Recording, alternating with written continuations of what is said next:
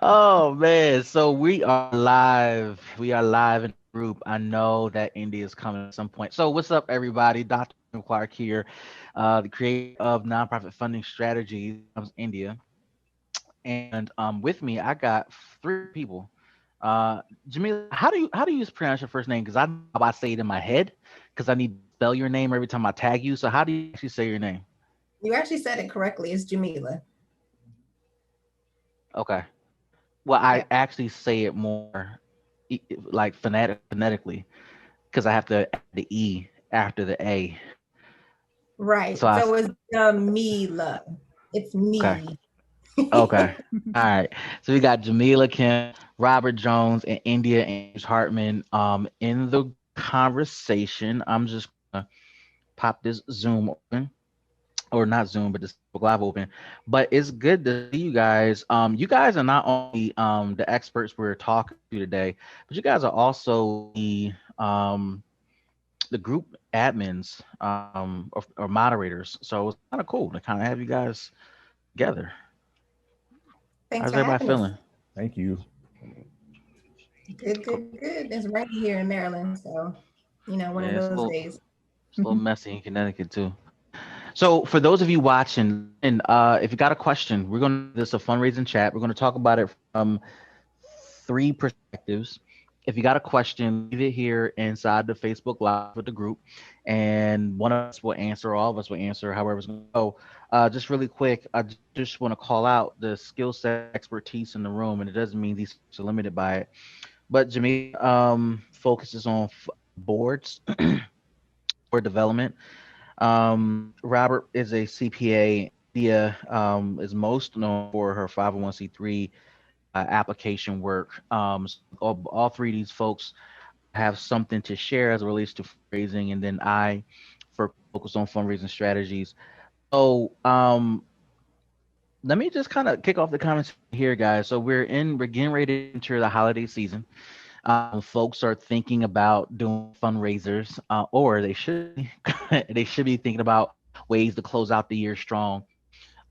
Just off the top, like what are some of the cool fundraising strategies that come to mind for you all, and how can we roll those things out? How can our friends or partners roll those things out?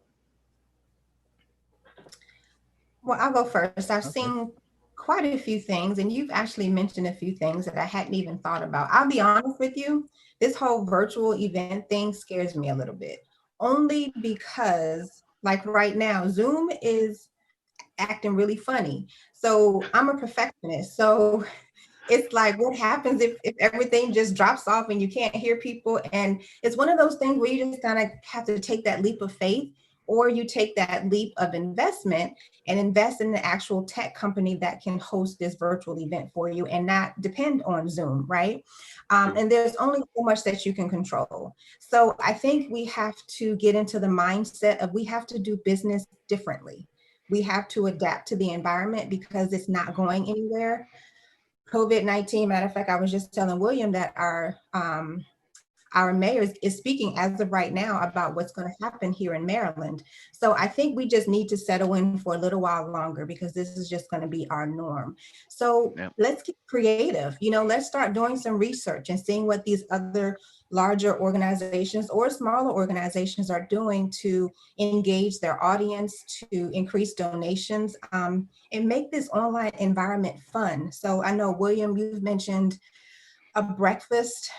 People have done wine tastings and they've made thousands of dollars. I mean, when you combine the online event with the silent auction and maybe a 50-50 raffle, you can pretty much do the same things you did in person online. So it's just a matter of really getting creative. I think we're going to try this whole breakfast thing, William. So I'm going to be knocking on your door come Q1 to get some tips. But we're going to take that leap of faith in our own organization and we're just going to go for it. And if something happens, it just happens. We just learn from what happened and keep on going. You know what? So how about we focus the conversation on that? As instead of just having this open-ended conversation about all these fundraisers, let's talk about the breakfast fundraiser. And I'm pulling up my post here. And so, the goal, guys, is for us to talk about it from multiple perspectives. How to get the board involved, hey, India, how to get what are the tax implications from Robert's perspective in India? Can we do something like this before we get a 501c3? So, let's talk about the food breakfast fundraiser for a minute. When you read that post, Jamila, what connected with you about that post, and why are you even thinking about doing this virtual breakfast Well, thinking fundraiser? about it, just because it's something that's unique, and breakfast is a it's a food that you can get anywhere. So we have to think about this virtual environment. We live here in Maryland, but we're not going to have just Maryland residents attending this event possibly, right? So I was thinking, there's a Dunkin' Donuts, there's a Starbucks, there's one of those somewhere. Not saying that those are going to be the restaurants that we choose, but it seemed like it was easier to get the food part of it, which is what I was struggling with. And how do you get that food delivered, and how do you really make this an engaging type of event? So that's where I was like, okay, maybe that's doable, as opposed to trying to figure out dinner with so many different restaurants, in various cities. So So cool. So really quick, there were 7 things that I talked about in how to do this. Number one, sell tickets. Number two, sell a breakfast kit. Right. So there's a couple ways we can go about it. Number three, send instructions. Number four, use the schedule event, walk through the heating or food prep process.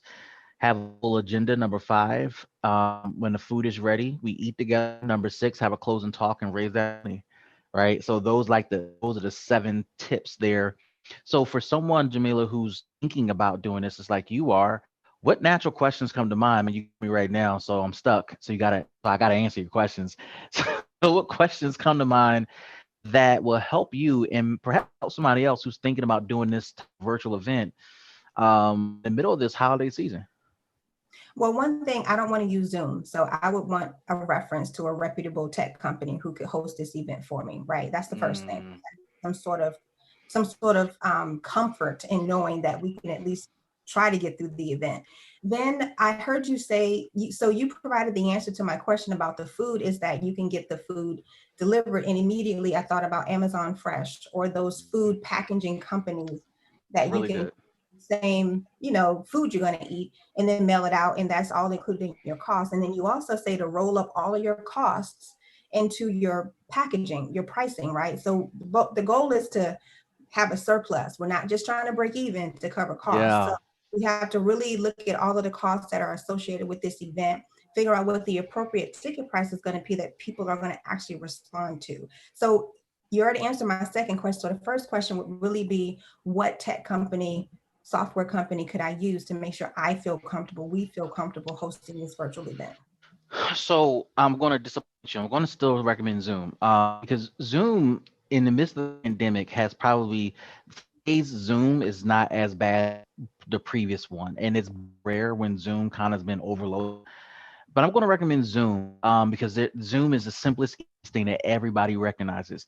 But I will recommend that look to your board, look to a friend, to a volunteer, or a specialist to be your Zoom administrator.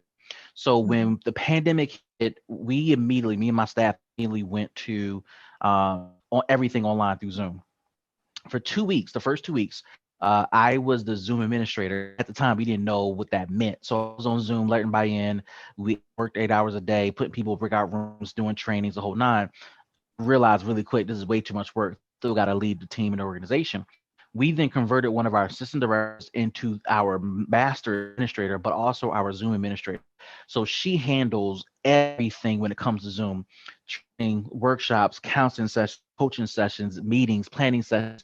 We have 10, 15, 20 breakout rooms going at one time. And all she does is manage amongst other administrative functions. So if you have somebody who is your administrator for the day, and your MC of the day, those might be people that will surely help because that can alleviate the ad process. Hey, I dropped out. What's the link again? So, and it frees you up to do what you got to do to raise that money. Gotcha. India, it looks like you were shaking your head. You too, Robert. I mean, any feedback about tech solutions that you might want to add that I might be missing? Well, I've used GoToMeeting.com. I've had good luck with that one, but I did switch to Zoom because it looks like that's what everybody was used to, and you can go live on Facebook. So it really also just depends on how Yeah. private that you need it to be. GoToMeeting.com gives you 14 free days to kind of try it out, and then after you can purchase it.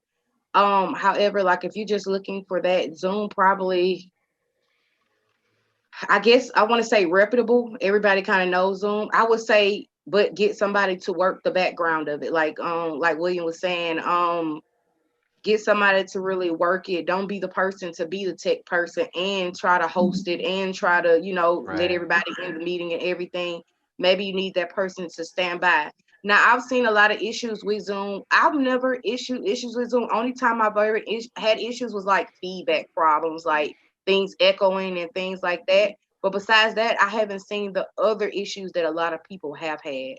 I Yeah. also would say do a trial version as well, like a trial of the fundraiser, maybe to see, make sure there's no feedback problems or anything as well. Yeah. Go ahead and get a master account as a nonprofit through TechSoup. You can get the master account 50% off, or at least a professional account. Robert, I don't know if you had anything to add to this tech solution for Jamila.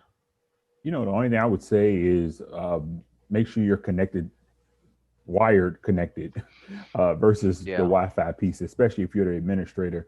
Yeah. Um, you wouldn't want to have an event based on just using Wi-Fi and something happens. It's true. If you get booted out, everybody gets booted out. So then you have Yeah. that problem. So you don't want that problem. But that's another workaround to that. Yeah. No, And when that's we have so good. smaller Yeah. scale, we actually have another host. So in case I drop out, somebody can pick it back up. We do that as Yep. well. And also a lot of people are using StreamYard. I've been a part of StreamYard, but I haven't used StreamYard, but it seems to be a little bit more stable than the others. So, you guys, it's just my perfectionism. So No, I think so, you represent other people, right? I don't necessarily have that same gene. I'm not a perfectionist. I'm about process, about why do we make this as opposed to it being perfect. So you're speaking to a certain segment of people.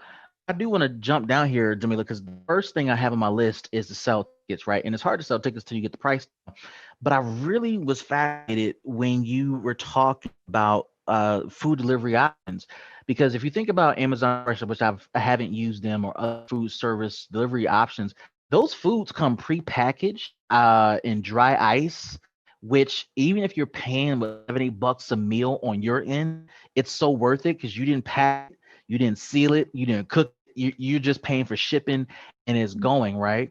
So for people who are looking to do this, the best thing to do, Jamila, in my opinion, right, is to get cost, like figure out how many people you're going to target, get the cost per meal, figure out what you're going to go through. Um, and let's assume that's all you're doing, just the food and the event, and you have some money at the end. One of the things I found to be a struggle for a lot of newbies, and India, I'll bring you in on this too, is learning how to price right. Because people prefer, if you're the nonprofit founder, to price cheap as opposed to pricing smart so that you can make a profit. Because everybody knows it's going to be a food as a breakfast fundraiser, right? And so if you it costs you 10, let's say $15 to ship this product per person to each household around the country, you need to be thinking about 50, if you can squeeze it, 67% margins on top of that to price the ticket, which will put you at a minimum $30. However, when you think about that number, $30 for a breakfast fundraiser still is a little deep. I'm thinking you might want to charge $49. If your cost is going to be 15, you charge $49 for a fundraiser. That $49 is not bad. Really, on the virtual environment with directions, with guidance, and all that's going to be sent electronically, and it only costs you $15. And then let's say you get your son, because I know you're so proud of your son, see him on Facebook all the time. You get him to be your administrator for free because he get room and board, so he better do it for free. Like that spread kind of adds up. What are your thoughts about that, Jamil and India? Like when you think about 50 costs, charging $49 for your event, for this breakfast event. yeah, I think those who are just starting out there, they're a little afraid to charge what they know they should charge, or maybe if the flip side, they don't know what to do if they're just brand spanking new. But I think if we start off with the fundraising goal first, just throw a fundraising number on the wall first, then let's take a look at what our costs are going to be. And then let's deduct our costs from the fundraising goal. And then let's see what is the difference that we need to actually hit that fundraising goal. But I think it's a mindset. It's an understanding that we are a business, right? Yep. We That's cannot right. do everything for free, nor can we Yep. expect everything for free. And if they understand the recipe, the dynamics of a fundraiser, and that you're supposed to make money, and it's okay to make money. Nonprofit is not synonymous with no profit. The term Speak that we that. use is surplus. We want money left over. If we end every fiscal year with $0 in the bank, or we're always breaking even, that's not the road to sustainability. So to those who are just getting started, or you're thinking about starting, it is totally okay to make a surplus. We have to. Okay. If you're just hosting an event and you want to break even, that's cool. But if you're calling it a fundraiser, we need to have a surplus. So it is okay to have that money conversation and figure out, like we said, detail every single cost associated with this breakfast fundraiser, and then talk to the board and your other staff. What is the goal that we're trying to achieve? Are we trying to hit 5,000, 6,000, 10,000? What is it? And then we also have to take a look at who we're serving, where we live, what figure makes sense, what are people going to respond to. So you don't want to overshoot, but you definitely don't want to undershoot either. So this takes a little bit of trial and error, knowing your people, knowing your community, and you just making a decision and learning along the way. Yep. India, what you want to add to that? I think it has a lot to do, like Jamila said, a mindset. I think people get nonprofit mixed up with the terminology. Like she was saying, you are supposed to literally be able to make a profit. It's what you do with the funds and the resources. And a lot of people, they think that. So, I saw a post on Facebook about 3 months ago. It says, if you're trying to make a profit off a nonprofit, you're not a nonprofit. And I was like, no, that's you. You're thinking wrong. So when you're thinking about, like Jamila said, when you're thinking about putting together those margins, you have to think of mindset. We have to make a profit. Like if something is literally, let's say the food costs $15, because I'm literally planning something right now, but we're also a nonprofit. So I'm thinking, well, we also need to be able to cover everything. Everything cannot be free and everything cannot be cheap. Unfortunately, we have to pay for everything that we do. And everything. If not, then how literally are we going to be able to make money into the organization? If you see fundraiser on something, then the other person on the receiving end should definitely think, okay, well, I know I'm paying $25, but I know maybe 15 of this probably is going to, the such and such, and then the other 10 is going towards this. That's why a lot of people, when they're selling t-shirts, like, yes, you want to try to find a bulk deal, of course, as founders and consultants, we tell people find a bulk deal, but then you want to upcharge just a little bit to get that fundraiser amount. So again, yes, I agree. I think it's mindset. I think if it's also you trying to pick your right target audience, because yes, there will be people that say, you may charging too much. But then again, it goes back, just like I said to Jamila, she said it all. Where are you? How, what are the prices in your area, your city, your state, and different things like that. And it just really has to do with mindset, to be honest. A lot of people thinks that, just because you're nonprofit, that you're not supposed to be trying to get any money or anything, but we're providing something directly to you. But yes, there's a little upcharge only because that money is going to go back into the organization. Robert, what do you think? You know what I was thinking as both of them were speaking is that the once you believe in your nonprofit, then that spills onto other people when you are speaking about it. So if you say, yeah, we know that the food is $15, but we're charging 60. Yeah, I know. If you're already talking me out of it, why would I buy a ticket, right? So Right. once you have the mindset that you know this amount is for this and the rest of it will go to benefit this. I see that all the time when people are pushing um, events. They'll say your ticket cost is this, and the remaining will go toward you know toward the mission.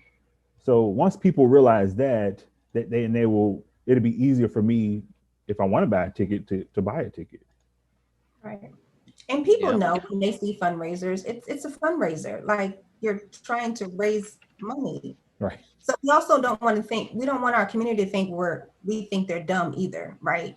I mean, nonprofits have been around for a long time, and we all know what these terms are. We know what these events are. So it's just a matter of people buy into whatever they want to buy into. And if people believe in your mission and they want to support, they totally will. But we have to give them a reason to do so too. So that's another reason why we just can't show up once a year for Giving Tuesday, because it's Giving Tuesday. Where you been all year? I wish Ty was on the call. Well, y'all know Ty. She will tell you straight up and down. Takisha Boone, she'll tell you where Man. you been all year. Yeah. Okay? Yeah, she's fun. We should have added her. I forgot about that. So let me, because I know But that no, you got she a says role. stuff that I be wanting to say on for social media, but I can't. Yeah, she's our I said Luther. it, but She's mine is a definitely our little more Luther. democratic. She's just off the cuff. She will tell you straight up like it is. But that's what I love about her. I'm coming from a little more professional. Let me just tiptoe, but I'm gonna give you the Yeah. information, but just not like that. But it's a So process. so Jamila, let me help you, right? Because whether you decide to take this advice or not, or someone else, I do want to walk through some numbers with you because I don't know what your goals are. This is completely random and off the cuff, just so everyone knows. But I'm gonna assume that you have a goal of $15,000 or more. So if you don't, I'm gonna give you the blueprint on how to get there with this breakfast fundraiser. I'm assuming, and I'm going to talk to you as if like I'm talking to one of the students of the master class. I would love to see you hit a goal of 100 people minimum around the country. So you're going to have to rely on friends and family to get the word out. It's going to cost you, for sake of argument, $15 per breakfast item or lunch item you order that's delivered to folks. You're going to charge a minimum of $49. Means you're going to make a profit of $34 if those numbers are true. Okay. That means 34 times 100 is $3,400. Your costs, your max cost should be on 1,500. Now it doesn't include Zoom, but let's assume you get that donated. So you should make a profit of $3,400. Now remember the last step number 7 in doing the breakfast fundraiser is asking for money. Every event should end with the ask because that's the whole point. So here's what I thought about. If you have 100 people on a call, and really you should go for 200 so you can always give buffer. You should ask for people to give $5 a week for 6 months, automatic deduct $5 a week for 6 months. Means that over a 6 month period, people committing to give you $100 for your nonprofit. If you multiply that times 100, that brings you to, is that 13,000 or 1,300? I don't know, but I'm taking notes. I was right. Yeah, it's 13,000. So 100 people give $5 a week for 26 weeks to 6 months. That will bring in 130,000 per person, or a total of $13,000. Between the 13,000 and the $3,400 from ticket sales, that puts you at 16,400. For anybody listening and trying to do this breakfast fund home fundraiser, and of course the other example I've shared online, we did a beer fundraiser and the numbers were much more astronomical. We sold a case of beer $250. Our costs were about $50, and so we made $200 spread per sale, which was much aggressive. Those numbers, and what I did not include in these numbers, your profit, are sponsor sales, where it could possibly put you closer to $20,000 for this little event that won't take much from you. So I don't know if that's helpful, but I want to give some insight into how you can quickly get $15,000 by simply selling the tickets at a price that makes a ton of sense. But then also asking a commitment. Now the commitment is based upon your ability to tell the story of your nonprofit and to give a reason why people should give in the first place. Then asking for the ask. I'm asking for 100 people to give me $100. But for those of you that are questioning how am I going to make that happen, I don't have any extra money. Listen, I want you to give $5 a week. If you simply stop going to McDonald's, if you simply stop buying an extra cup of coffee for the next 6 months, not only do you lose weight and cut out all that nasty sugar you're drinking. I'm not saying that. See, this is where you need Ty Boom, right? But you get the benefit of. So it's you're asking people to make a trade-off. What are you going to Yeah. trade at $5 a week in order for you to be a partner of this nonprofit organization? So I don't know, if those numbers will bear out. Depends on what research, but I hope that helps you. No, it does. I have my notes. The teacher's taking Cool. notes too. Yep, thank you. Cool. So India, like for you, you help a lot of people get their 501c3 status, and a whole lot of people ask this question: can I raise money before I get my 501c3? The answer is yes. You got folks, it's not tax deductible. You hear this example that we ran through with Jamila. Um, is this something you would advise your clients to do? And if so, what not? Then what tweaks would you make to this recommendation? I definitely like it. The way that you broke it down is amazing. When something is broken down, like when you said $5 a week and that, I'm like, okay, when you start speaking smaller numbers for people, when you break numbers down for people, it's way better. With a lot of the clients that I see and everything, people like smaller numbers, of course. Hmm. So if you break it down that way, I definitely would think is amazing. Just like you break down your courses and you break down different things a month. I would definitely advise them that that's something they definitely can do. Especially if it's broken down like that. One of the things that I do tell people is when I tell them about how to get sponsorships and things like that in a mini grant writing course, like I tell them, like, if each board member, let's say you got 5 board members, and each board member finds 5 people to donate $20 a month or something like that, that brings in capital. But nobody thinks in the sense of that, or anything. So yeah, so when you break down the amounts and different things like that, that definitely helps. I mean, Robert, where are you with this? You know Go what? ahead, Jamila. Oh, Oh Go ahead, no. Rob. yeah, yeah. You know what I was thinking was, because I'm a numbers guy, and the small number thing is always the key, right? That's always key. I don't care what nobody say. Right. Um, but another thing to always remember is presenting your nonprofit uh, to people who are interested, right? Presenting it in a way that people would want to give $5. To be honest with you, and I'm not countering anything when anyone says, but I'll tell you something funny. It doesn't matter how much money people have. If they're not interested in what you're doing, or if your business is not in order, they will not give a penny, even if they have millions of dollars to give away. It's true. So, my clients who are a private foundation where they have to give away 5% to 501c3s, non-supporting to supporting organizations, they have to give away money as a private foundation, and they choose who they want to give it to. And if I've seen them give 100,000 to one organization and 5 to another, and I'm like, but the other organization has more money. Why are you giving them more? And they're like, because I feel a different wave toward that. So, you have to find those people, and that just comes with networking. And those turn your fundraisers into that too. Think about how you can actually still network, get the right people in the Zoom meeting. Now that we're doing that, get the right people in there. Yeah. I think that has a lot to do because actually William actually says that. I think he said it today in his message. Like, how do I get grants and sponsorships? Somebody says, and I think you said relationships is the number one. And it is. It's like, how can you expect for IHOP or to give you some money if you're never going inside of IHOP supporting them, if you're never even going to say, hey, let me tell y'all, that's how I got them, y'all. Like, I tell people literally, I go to IHOP a lot. Okay, a lot for meetings, a lot of meetings that we have, or I'm in different teams and different organizations. We literally are at IHOP because it's 24 hours. So literally one day I was just in there and I saw the guy, the managers go around and they say, hey, how you doing? And I was like, hey, and he was like, I see you here all the time. I was like, yeah, I was like, I'm India. And he was like, hey, I was like, what do you guys do for nonprofit organizations? I'm just asking. He was like, well, what do you need? Because I see you a lot. And I was like, well, we do, I think summer camp. I said in 2 months we're doing summer camp, and we need pancakes and pancakes and sausage for the kids for 100 pancakes. He said, okay.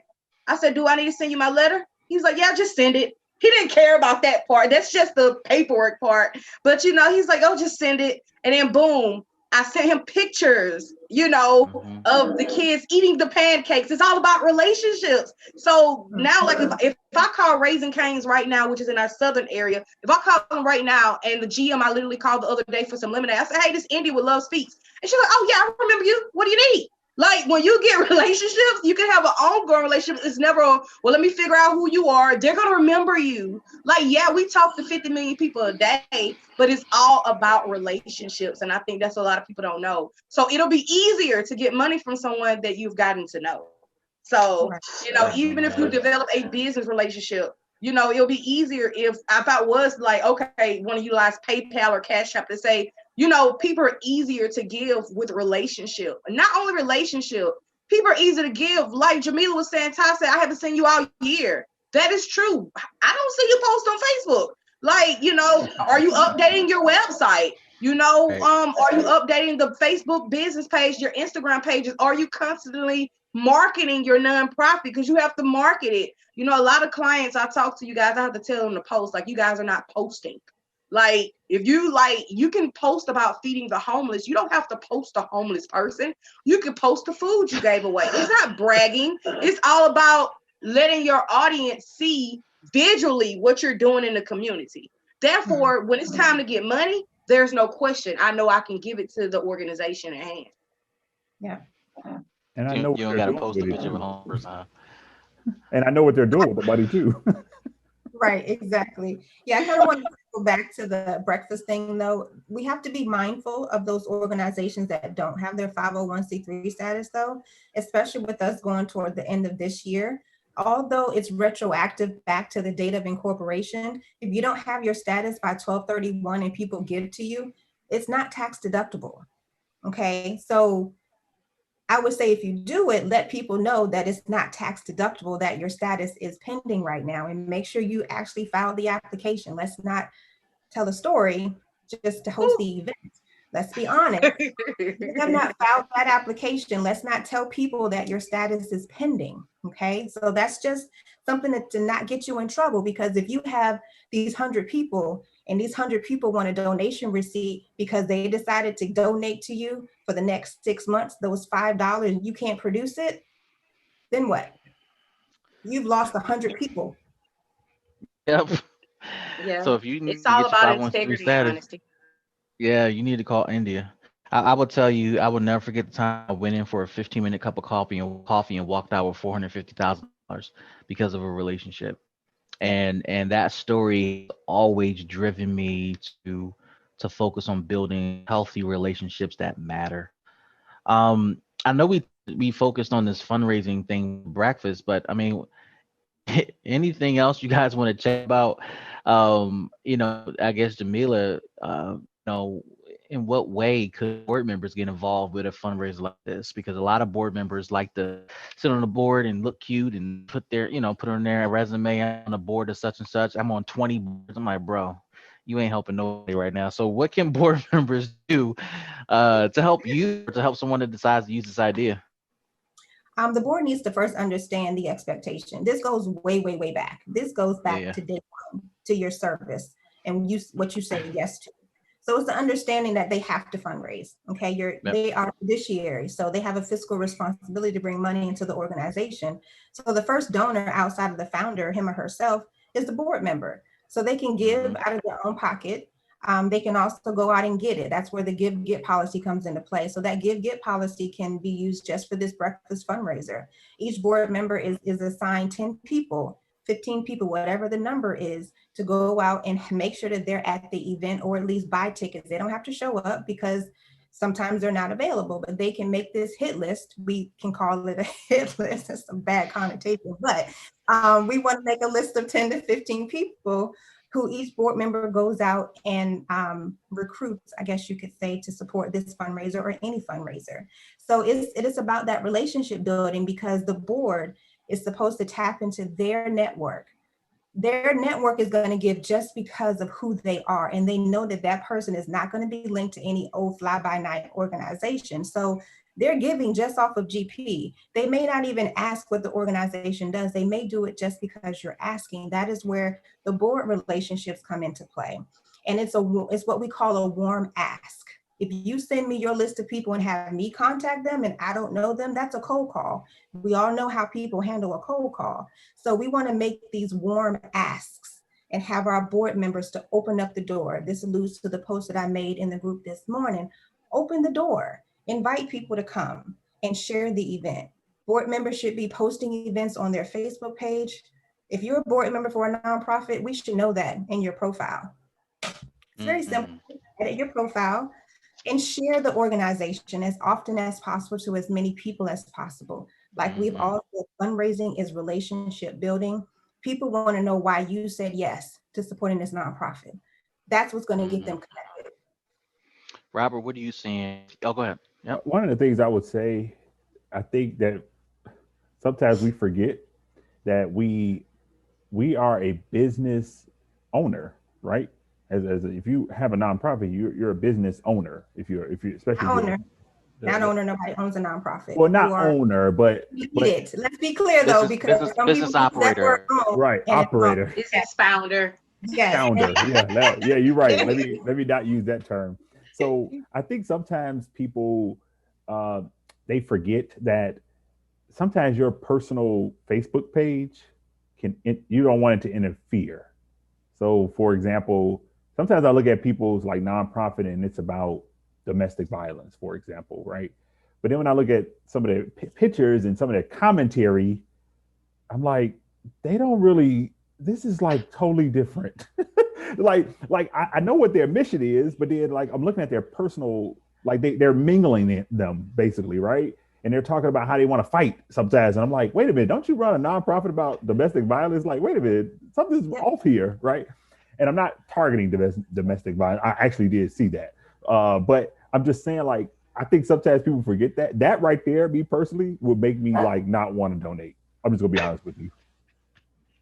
Yeah, that's true. I know that sounds crazy, but no, like real talk, they're just, it's like a little bit of a hypocritical kind of situation, in my opinion. Actually, if I can interject from Jamila's and Robert's, I'll go Robert first.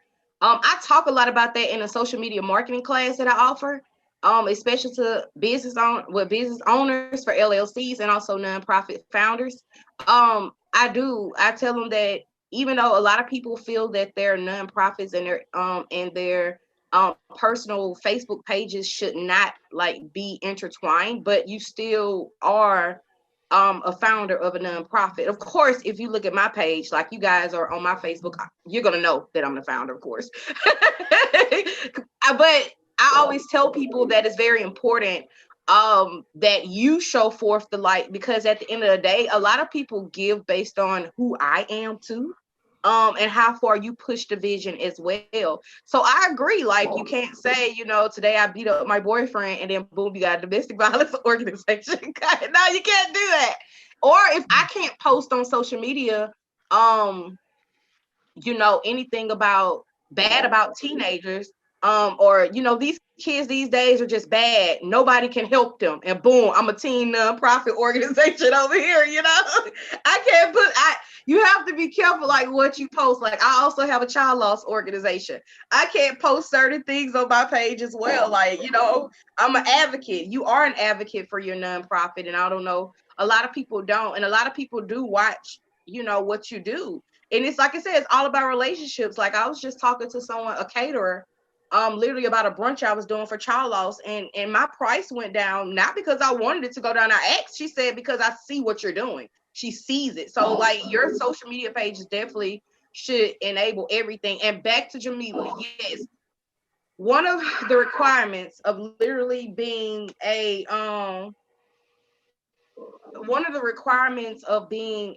nonprofit board member, as far as with our boards, I have two now, Lord.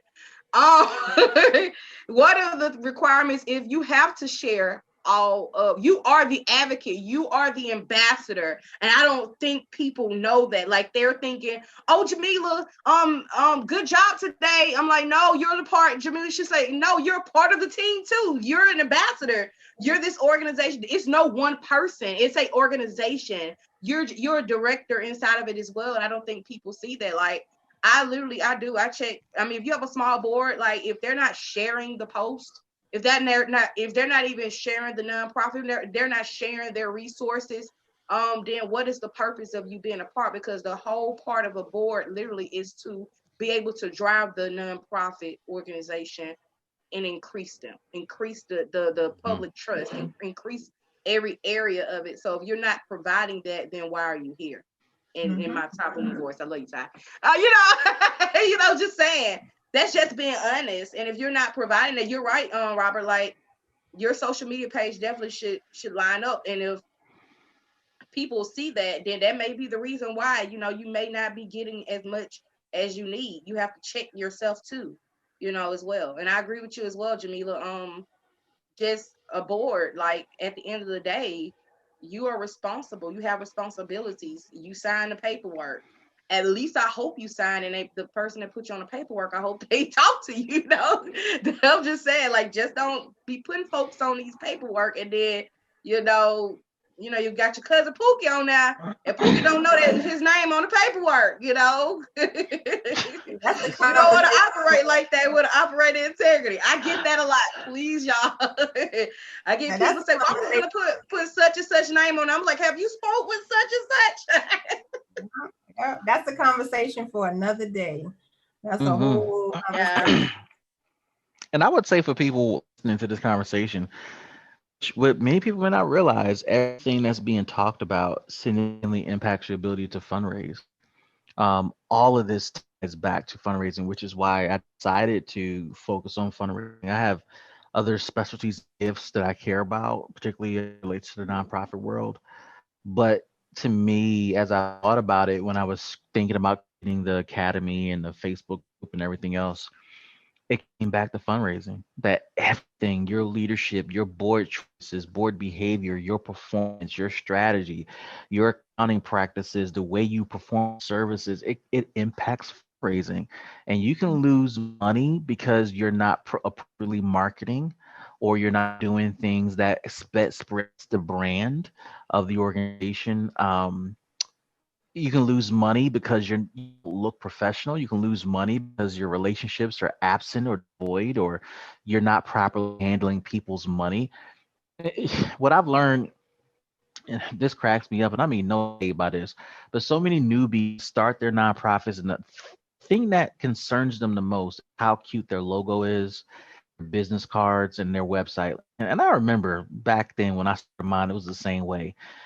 As I've gotten more mature in my career and at the organization I'm a part of, our website needs some TLC, but that has not stopped us from raising millions of dollars at all. At all. I mean, the money, by the grace of God, is coming in, and we've been growing for quite a while. And it has nothing to do with the aesthetics. It has everything to do with relationship, the quality of the relationships we have with our partners and funders, the quality of our services, the way we manage our books, Robert, the way our board engages, the diversity of the board, the diversity of our senior staff. All those little things matter. And I hope, newbies out there, I know it's tough, to even hear this. But I hope that for someone watching within the Facebook group, that you're hearing this conversation and finding some inspiration, not only with the idea of the fundraiser with the breakfast thing, but really just getting your house in order when it comes to raising money. I think it just all plays a part. I think the relationships, I think the website plays important to make sure it's updated. I think logos are great, but if you're just focused on a great logo, then that may not always be it. But I do feel like it all just plays a part in the marketing.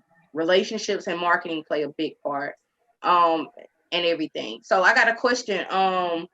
So William, what does it mean to market your nonprofit? Like, can you kind of give people, a lot of people maybe not know, maybe in a couple of ways to market it, you know? I'm You were trying to the have only like these one long asking conversations. questions. Y'all have these serious I mean, I know, conversations. but I'm gonna ask from you. I talk a lot about social media marketing and nonprofits, but what does it mean to market in your world?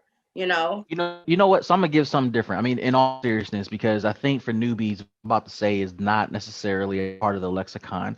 So yes, there's social media, there's website, there are other traditional mechanisms, but one of the things that I care more about than any of those platforms is our presence around the state as an active voice within the provider community. And the reason why I care deeply about that is because when me and my team show up and we participate in these specialty groups that's relative to our subject matter, workforce development, entry services, youth services, and everything in between. We don't just go to these meetings, we roll deep, number one, and we are super active as thought leaders. We are influencing policy decisions, strategies, it directly, indirectly. What makes comes out of that is deeper relationships because people want to know more about why we're doing what we're doing, why we counterculture. Funding comes out of that because funders come to those meetings as well. And then also branding comes out of that tremendously.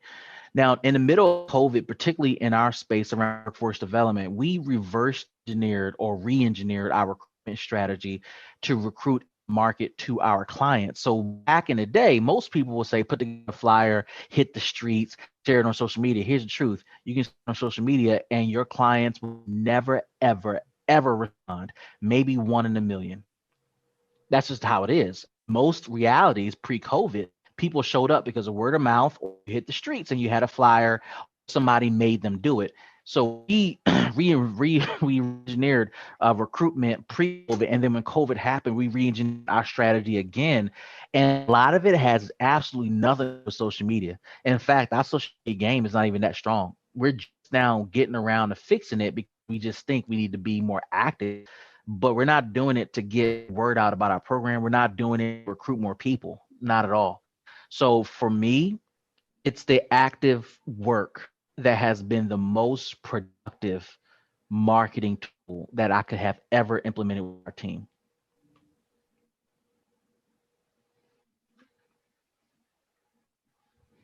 That's a really good point, and I think the I didn't mean to strategy. leave y'all spaces, but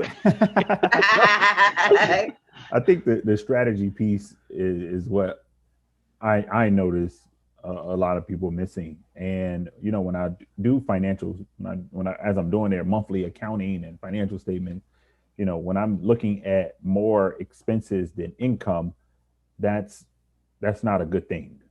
Um, that's not a good thing. So it tells me a lot about what I'm looking at. And so you got to look at it like even funders are nervous. People who actually give you money, uh, they're going to be asking for those statements, and if they don't see a good strategic plan in place, you got to understand they're not going to give you what you would like a lot of times. So having that plan in place is really, really important. And so just in to go, piggyback, go who ahead. said something? No, I was gonna say you said something. You guys show up. So and when I think of marketing too, like you are your marketing person as well. Do you wear the organization t-shirt out more than just to events? Do you on your mask, it's COVID, are you putting your organization name on the mask? When you're just out in public and you're just talking to people, do you bring it up some way? Those are marketing tools that are outside Facebook and Instagram as well. Like I wear my organization t-shirts. Literally, I can just go to Walmart, today, and I would literally wear the t-shirt and people would say, what does that mean? Like I have a lot of people, I have a shirt that says D's grants LLCs and nonprofits, and nonprofits is like in gold. And like people's like, well, what does your shirt mean? I'm like, oh, well, I do nonprofits and LLCs. Well, let me get your business card. You are your marketer. So make sure even you're wearing the marketing, you're wearing your brands, wearing your nonprofit t-shirts, making sure your shirts are presentable as well when you go out. So don't just wear it to going to feed the homeless. Also wear it when you're going to Walmart, wearing it when you're going to a grocery store, wearing it when you're even going to another type of event. People may not want to know. Well, they'll ask you, what does your shirt mean? I read t-shirts all day with wordings and everything. And especially during COVID, I think I have worn the most t-shirts in my life.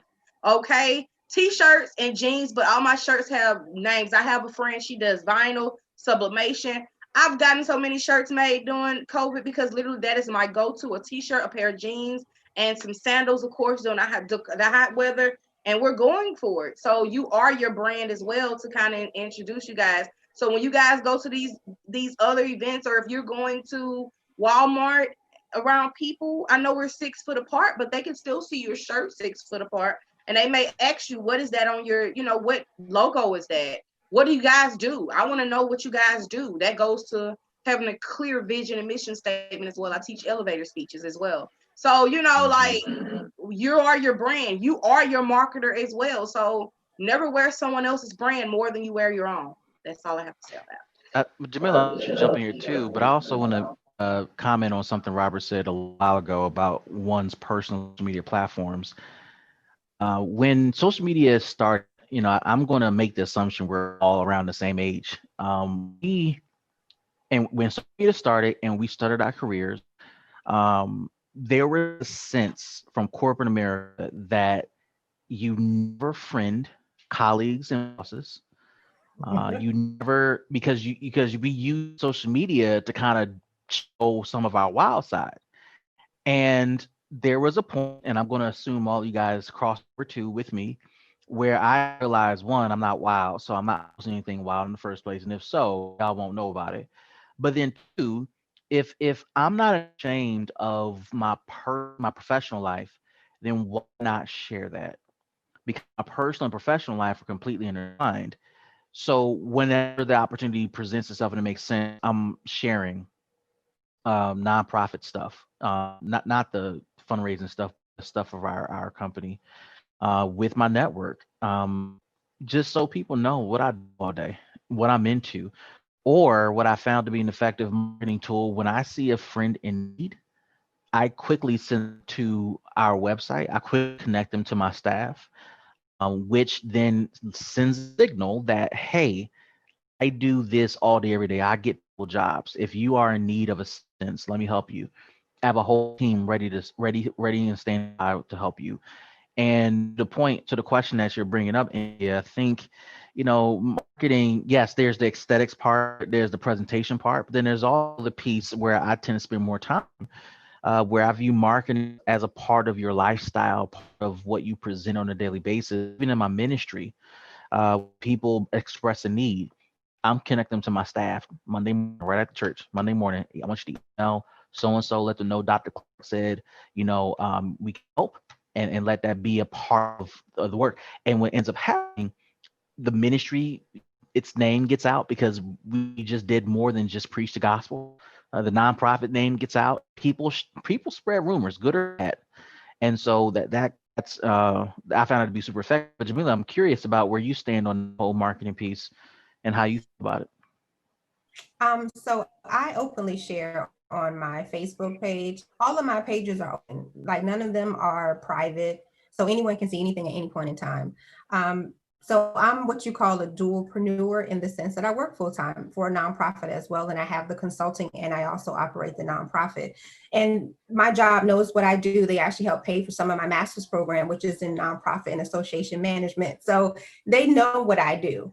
But we have to be careful for those who are just getting started and they may not have that type of relationship with their employer where It's very they true. want to make sure they may not want to be as open because when they're taking a PTO, they could be doing a nonprofit event and that may not mesh well. So I don't want to ever force anyone to allow their colleagues on their page or to share Good. too Yeah. much because it could hinder they can hinder their lifeline. Like I consider, the day job, the fiscal sponsor, because it allows me to live and pay my bills and take care of my family. And I'm able to work my passion offline.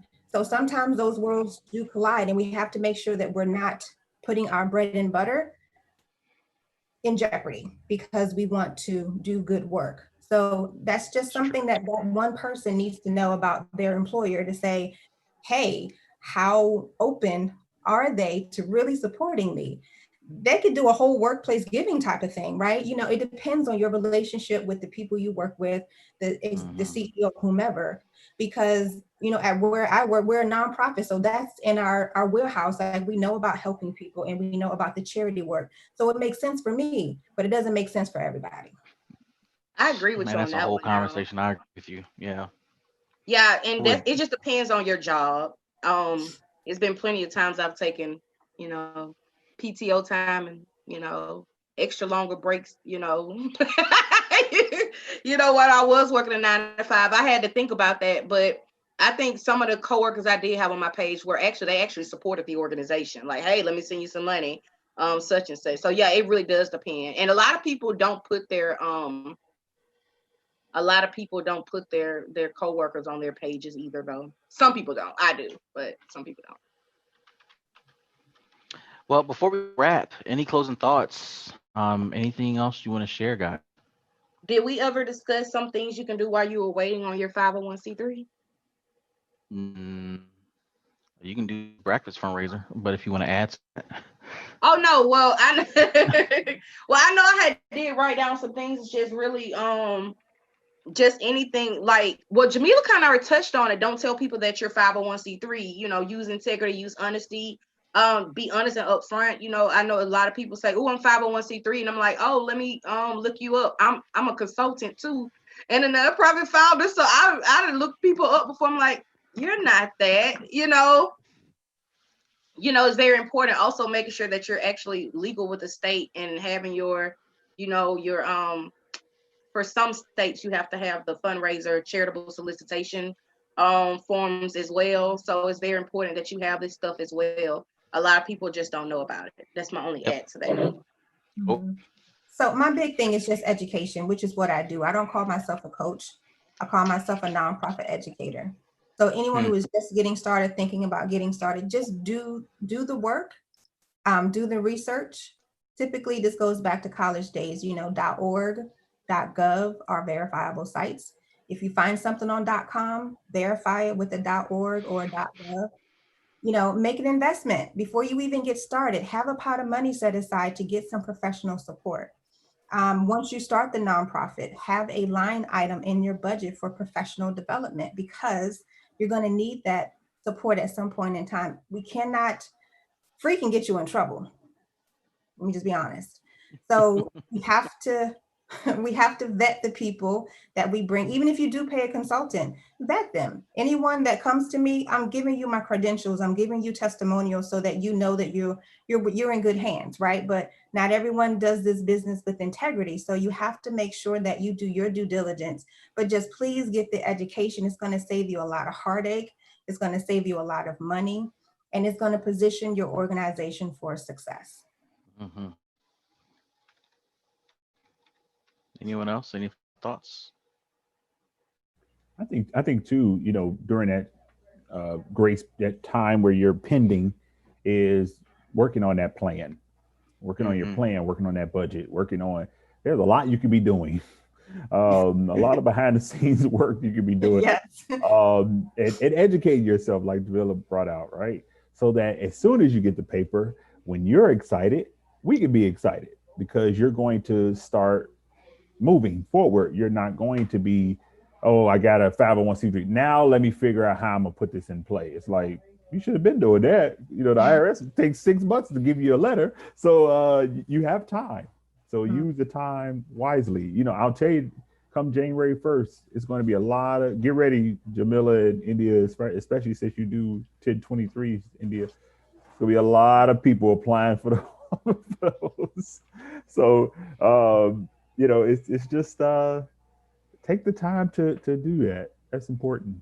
Yes. And And you said Awesome. something. I actually tell people to do the work. Like, you don't have to wait. I think people get it confused of your state, that the state articles is you becoming legal in the nonprofit. They think that you have to wait until you become 501c3 and don't understand that's you becoming federal tax exempt. They confuse the two because all people say is, I want to get my 501c3. They don't know the full language. So you're supposed to be doing the work already. Like a lot of people say, oh my gosh, I'm very nervous. Literally, somebody in the group said that this morning, and I said, what's going on? It's been 7 weeks. I said, but what are you doing in the midst? They go, well, I'm just waiting. What are you waiting for? Do the work. Like, are you planning, events? What are you doing? Like, I started a new nonprofit literally, like when I put out there 3 months ago. I started doing the paperwork this morning, and I just did with Alabama. You have to do the state name. So I reserved the name, did EIN. Of course, I'm a consultant too, so I just knew the whole roles, and I'm going to do it. And I'm like, well, I've been doing the work for 3 months, so it's easy just to roll on and just start doing the paperwork and just getting it done and in order as well. And then I had already raised the first $1,000 before I even asked for a board.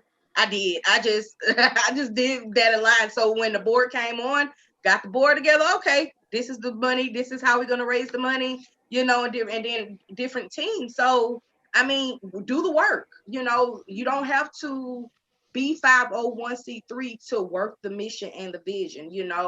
Know your vision, your mission, clear that goals to that. Do the work. I don't know. A lot of people really just, I don't know, they wait on it, and before they even post it, they wait to get the 501c3 letter. And really, when you got your articles back, you're legal. So do the work. Yeah. So one quick thing on that, and another thing real quick, I know we're trying to wrap up here, but I think the hesitation with not having the 501c3 is the legitimacy of everything.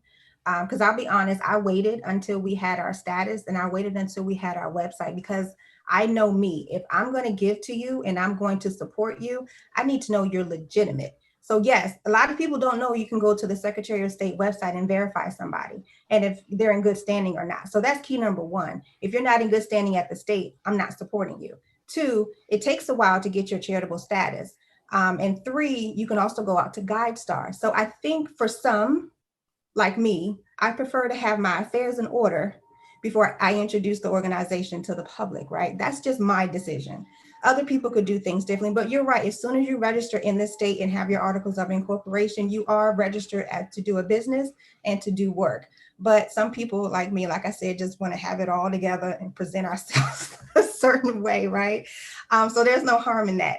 A quick note about the 1023 versus the 1023 EZ. I know it's so much faster, so much easier to do the EZ. And if you qualify for it, great. But please do the work.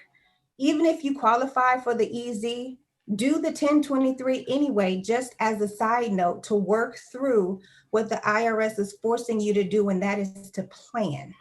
You can't do the EZ and not have a plan. Okay, so that's just one final note. You don't have to pay the 600 if you're eligible for the EZ, but at least do the application, do the work, project out your budget, get your programs in place. What is your pilot program? Who are your board members going to be? Like, really find your board members and not family members, because we're not doing that in 2021 going forward. We need to have qualified board members who can support the nonprofit and bring a skill set to the table that's going to help the organization grow. And those board members should be complementary skills to what you bring to the table. Like I said, everybody can't be strategic planners or fundraisers or secretaries. You need to have a diverse group of people and skill set if you really want your organization to be successful. Ooh, that was a lot, but we would have to do the subject on that another day. Oh, Jamila, you said it all in one. That's we true. We can pass the plate next time, okay? Woo, yeah. We have to have a whole board talk on that one. So yes, yeah. Just a quick, what I was gonna say, what Jamila was talking about, doing the work before you get the paper, right? The infamous letter from the government. I look at it like this. I don't have any children. I don't have any children, right? But I can't tell you how many times I've been invited to a baby shower. I don't know that baby, but they want me to give money. And they want me to give a gift. I ain't never met the baby. You get my point, right? It's like a Michael Jackson song. I know that's terrible, but it's true. Of course, you ain't gonna know the baby because the baby boy, yeah, Robert. But you know my son. But you know what's funny? The baby mama did. Here you are asking me for money, right? You asking me for money. You asking me for a gift, and then the kid get here, he's all bad and all this other craziness going on, right? But what do? We give to the person because we know the person at that time, right? And people will do the same when it comes to your nonprofit. I promise you, I've seen it 100 times. If they can give to that baby shower, they never met that baby, they'll give to that nonprofit. Thank you for bringing that full circle, because you lost me there for a second. I was about to. I was like, oh.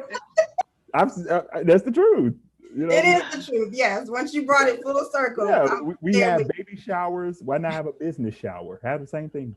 Yeah. Yep. Have the same thing. Yeah. Well, be on the lookout in 2021 from Jamila Kim Consulting, because our first grant is going to be announced. So excited. Yay. Any other promo stuff? Say that again. Any other promo stuff, India or Robert stuff you tell people about, so they can get in contact with you, or secure you or hire you? Oh, well, go first, Robert. Go ahead. So I'll mute myself. So I'm on Facebook. As far as making sure your financial statements are in order, so that when you do apply for grants, you can have everything already set. And so having those financial statements in order is a very, very key proponent for that. Very, very important. I need to send a lot of people to you, Robert. A lot of people ask me about the financial part, and I'm like, okay. So do you do the 990s? I do. Yep. I've been doing it for about 10 Oh, years. okay. I will send them over there. I mean, I don't want to do them. That's not in my lane. Okay, I'll send them over there to you. Okay. Everybody, I'm India Andrews Hartman on Facebook. Business is Hartman Consulting. I do LLC and nonprofits. More likely on the LLC part, I really just do the paperwork, EINs, and do the LLC paperwork. Nonprofits, I have more leeway with that, of course. I do a lot on board training as well, leadership courses, do social media marketing as well, public speaking as well. Nonprofit one-on-one classes if you just really need to know about a nonprofit before you even start the process. And everything. I also do all paperwork as well, 1023, 1020, 1023Z and 1023. Also we do strategic planning. Like Jamila said, it's very important that you do this as well, not just do paperwork and then that's it just because you want to get grants. I also teach a mini grant writing course. It's just a mini for the community grants and things like that, just teaching you just the basics of everything. But yeah, it's www.hartmanconsulting1.com is our website as well, guys. Cool. And I'm Dr. Clark. You can get a hold of me at nonprofitfundstrategies.com. This is the place where you can learn about fundraising, get live coaching every month, get access to my 7+ videos where I explain the 3 secrets to fundraising, as well as tools, tips, and tricks that you need to raise money for your nonprofit. Folks, I appreciate it. I appreciate you guys joining me, and we got to do it again.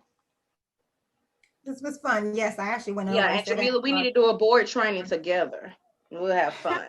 Yes, I actually have my Black Friday sale is up.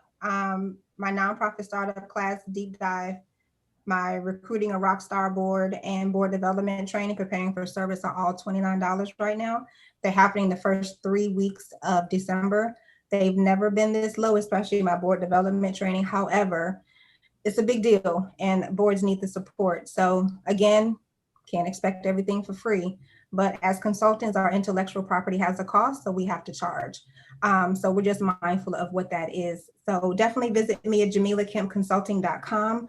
And yes, India, I will take you up on that to tag team to get some board members in shape. So thank you, William, for this opportunity. I went over my time, but it was fun. So it's all good.